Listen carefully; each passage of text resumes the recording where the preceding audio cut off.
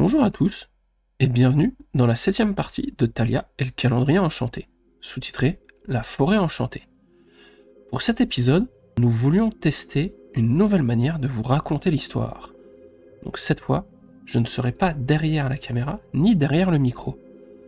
En attendant, en espérant que cette surprise vous plaise, j'espère que les parties précédentes vous ont plu et que vous êtes prêts à retourner dans l'île imaginaire.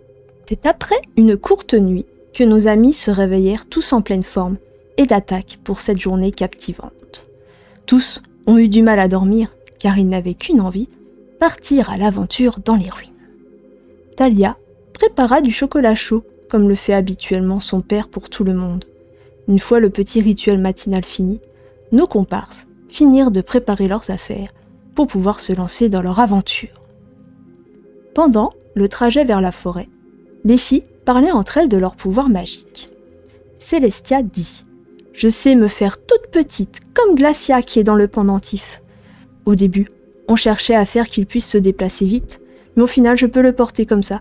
Et quand on veut être discret comme des souris, on peut.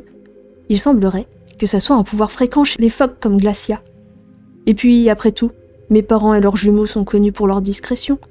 Ma mère ayant un caméléon en jumeaux, et mon père un tamia, ils nous ont bien aidés et appris beaucoup de choses sur la discrétion. « Waouh, c'est trop bien tout ça !» répondit Thalia. « Nous, on n'a pas encore développé grand-chose, hormis notre capacité à se parler par télépathie. Il semblerait qu'avec un dragon, on puisse devenir très fort en magie, mais j'attends qu'on arrive à s'entraîner. Il m'a conseillé de commencer par améliorer le contrôle de mes émotions. Autrement, je sais un peu manier le vent. » Thalia fit voler de la neige autour d'elle pour le montrer à Célestia. Suite à cette conversation, nos amis arrivèrent aux abords de la forêt. Ils commencèrent à sentir beaucoup de magie quand ils pénétrèrent dans celle-ci. Ils virent d'étranges formes mystiques se déplacer, comme si de la magie à l'état pur se déplaçait. Un sentiment de quiétude et de féerie les parcourut. « Je pense que ce sont des feux follets qui tournent autour de nous, des esprits magiques de la forêt. Ils n'étaient pas là avant.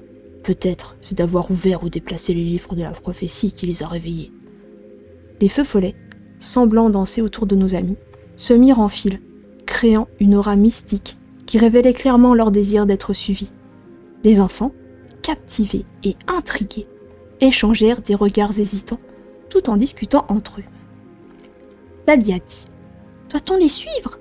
Je suis très curieuse de savoir ce qu'ils veulent nous montrer. » Célestia répondit « Moi aussi, en plus c'est trop beau. » Les ruines peuvent attendre, et on souhaite poser des questions sur un ancien livre et les ruines. Des créatures magiques peuvent nous aider à coup sûr.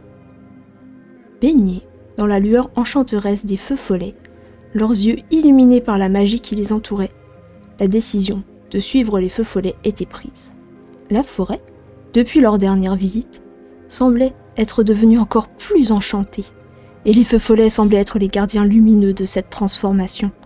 Le trajet à travers la forêt fut long, mais la patience et la magie qui les enveloppaient les poussaient en avant.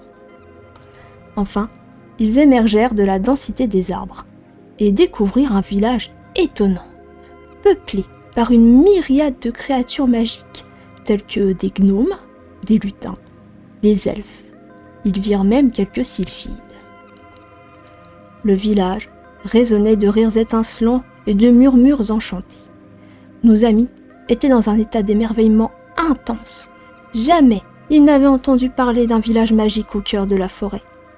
Ils commencèrent alors à visiter le village pour en apprendre le plus possible et surtout découvrir tout ce que le village leur réservait comme surprise. C'est en s'aventurant plus profondément dans le village qu'ils tombèrent sur une créature à l'allure féminine, dont la silhouette élancée évoquait la grâce des arbres eux-mêmes. Son visage reflétait une sagesse qui avait mûri au fil des siècles. Les feuilles et les branches semblaient tressées dans ses cheveux, suggérant une harmonie profonde avec la nature.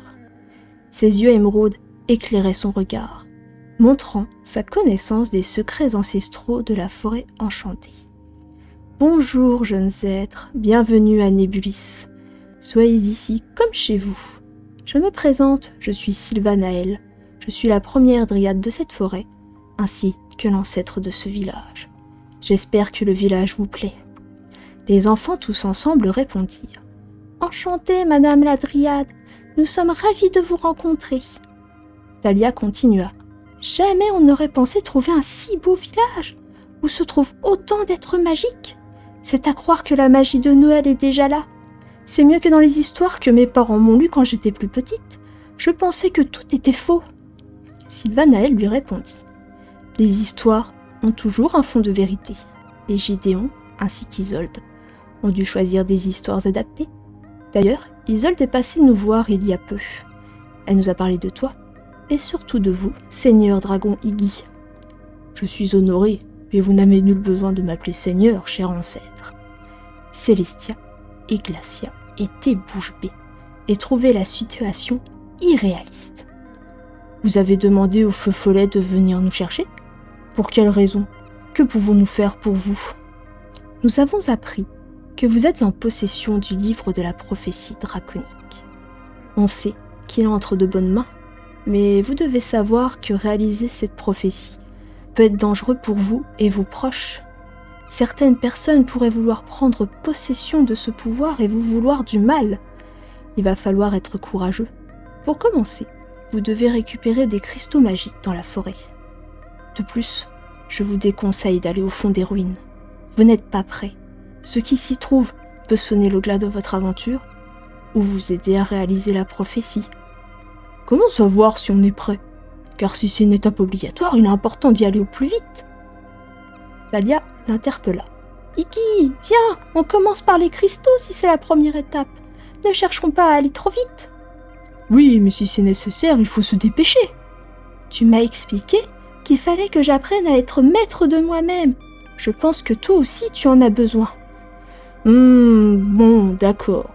Allons chercher les cristaux. »« Dans tous les cas, avec Glacia, on reste avec vous, » dit Célestia. Sylvanaël leur dit. « Bien, ce soir, nous vous invitons à partager notre repas. Vous partirez en quête des cristaux demain. Traverser la forêt sera long et vous demandera beaucoup de force. Reposez-vous bien ce soir. Et surtout, n'hésitez pas à faire connaissance avec les habitants et à leur demander conseil si nécessaire. » Me revoilà, et c'est avec nos amis qui s'émerveillent encore devant le village et qui se préparent à un festin que nous allons nous quitter. Juste avant, je souhaitais vous demander si cela vous a plu, et si vous avez apprécié la surprise et la nouvelle narratrice. N'hésitez pas à donner votre avis dans les commentaires et surtout partager vos idées ou théories, ça nous intéresse beaucoup. Et si vous souhaitez qu'on essaye de mélanger nos deux voix au cours d'une histoire, n'hésitez pas aussi à nous le dire, puisque c'est beaucoup plus de travail de le faire à deux. En attendant de vous retrouver, et j'espère que ce petit tour dans l'île imaginaire vous a plu.